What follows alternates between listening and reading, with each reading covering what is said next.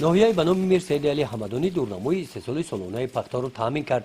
дар таъмини иҷрои нақша дар ин самт саҳми кишоварзони ҷамъияти деҳоти қаҳрамон калон мебошад.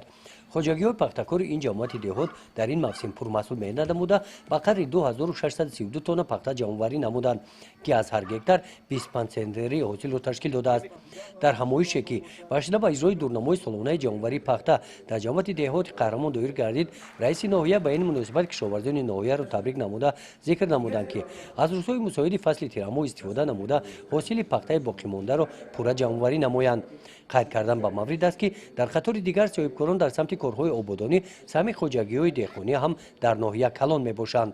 мана дастгирии соҳибкори маҳаллӣ, мана дар деҳаи набиноти деҳаи Пушкин, мана як насби трансформатори 10 киловаттат мана зира хоб ба истифода дода шуд. ин шоҳиди ҳоле ки мана ба 150 ҳаволӣ хизмати қувваи барқ расонӣ мекунад.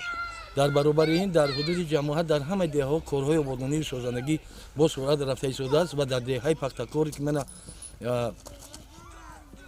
бо дастгирии мана соҳибкори маҳаллӣ як мағозаи фурӯши ниёзи мардум кушода шуд. яъне корҳои ободонии созандагӣ мана дар деҳаи Пушкин боз бо ташаббусу дастгирии мана соҳибкори ватанӣ Саидов Маҳаббат ва Саидов Бурихон роҳи байни деҳаи Дарайкало ва деҳаи Пушкин яъне санфар карда шуд, яъне кӯпркҳо сохта шуд.